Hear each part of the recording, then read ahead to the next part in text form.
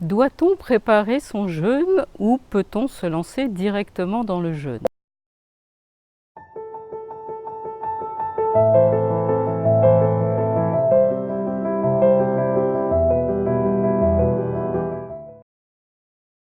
Alors nous allons explorer la préparation. Est-ce que c'est une info solide ou est-ce que c'est de l'intox complète? Et puis si oui, comment se préparer et pendant combien de temps? Première question sur laquelle beaucoup d'encre a coulé, faut-il se préparer au jeûne? J'ai envie de dire, il n'y a pas de réponse absolue. Il y en a autant de réponses que de jeûneurs. C'est-à-dire que chaque personne arrive avec son histoire de santé, sa vitalité, sa typologie, ses envies, ses objectifs par rapport à ce jeûne. Et chacun va être différent et on va gérer les choses vraiment en fonction de chaque personne. Et il y a quand même un certain nombre de règles qui sont importantes à connaître. Alors déjà, quel serait l'intérêt de se préparer? Et c'est peut-être comme ça qu'on va répondre à la question. Y a-t-il un intérêt à se préparer? Et si oui, quels sont-ils? Le premier intérêt, c'est que c'est toujours mieux d'agir dans la douceur que dans la violence. Si on prend un exemple caricatural, quelqu'un qui mangerait beaucoup d'aliments issus de l'industrie agroalimentaire, qui boirait beaucoup de soda, beaucoup de café, qui boit de l'alcool, si on le laisse se lancer directement dans le jeûne, ça va faire vraiment un à-coup très très fort au niveau des apports alimentaires. Et ça, c'est pas une bonne chose. Parce que je vous dis très souvent qu'une des règles vraiment fondamentales du vivant, c'est le retour à l'homéostasie en permanence. Quelle que soit la situation, quel que soit l'événement qui est en train de se dérouler, qui est en train de décaler un peu les choses, votre organisme ne va avoir de cesse que de vous ramener à la zone d'équilibre. Or, pour cet individu qui consomme énormément d'agroalimentaire, sa zone d'équilibre, c'est l'agroalimentaire. Et si vous le basculez d'un seul coup, sans crier gare, sur une alimentation extrêmement vivante, ou a fortiori plus d'alimentation du tout et il se met à jeûner, son organisme ne va avoir qu'un but, c'est le faire remanger et le remettre dans la situation précédente qui était la situation d'équilibre actuelle. Et de ce fait, c'est déjà un premier argument pour vraiment préparer un jeûne et préparer tranquillement son organisme au changement d'alimentation. Après, un deuxième élément très important, c'est que le jeûne va priver pendant un certain temps votre organisme d'apports extérieurs en vitamines, en minéraux, de tous ces micronutriments qui sont fondamentaux pour les métabolismes. Donc ça peut être très intéressant de reminéraliser et de revitaliser l'organisme avant de se lancer dans le jeûne. Donc ça pourra être intéressant de préparer en enrichissant son alimentation en fruits et en légumes, et éventuellement en jus à l'extracteur.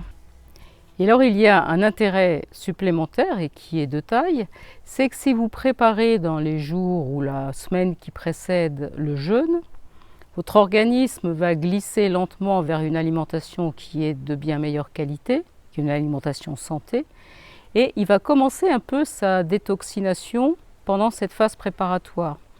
Et de ce fait, ce fameux troisième jour du jeûne qui est, paraît-il, apocalyptique, cette crise de détoxination, a toutes les chances de passer inaperçu.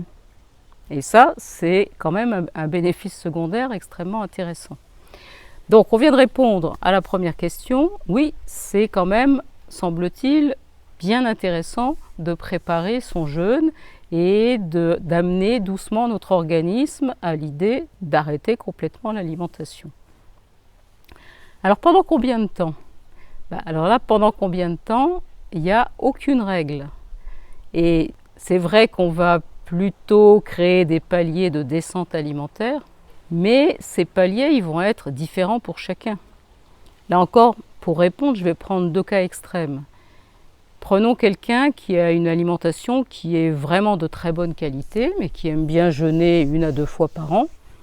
C'est quelqu'un qui mange énormément de légumes et de fruits, qui mange des graines germées, qui consomme des petites quantités de protéines, et plutôt de bonne qualité, qui ne boit pas de soda, qui ne consomme pas de plats tout près de l'agroalimentaire, et qui ne consomme pas énormément de céréales et qui boit peu d'alcool, uniquement dans des situations conviviales. Il est évident que cette personne-là n'a pas besoin d'une préparation très longue parce qu'elle a déjà une alimentation de qualité. Elle n'est vraisemblablement pas très intoxinée, donc une préparation de 3-4 jours, 5 jours peut sûrement être suffisante.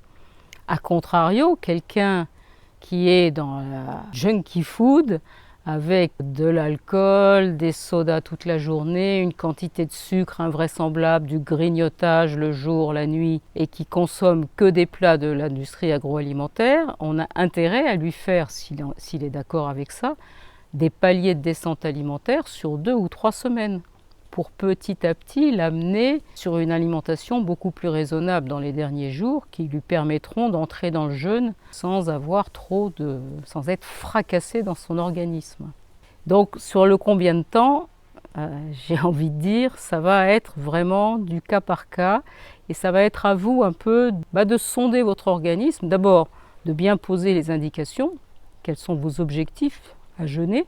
Ça va être à vous de prendre vraiment un rendez-vous avec votre organisme, avec l'état de fatigue ou d'énergie dans lequel vous êtes, de remettre à jour un peu les objectifs que vous êtes fixés pour ce jeûne et de voir en fonction de tout ça quelle longueur de préparation vous paraît le plus judicieux.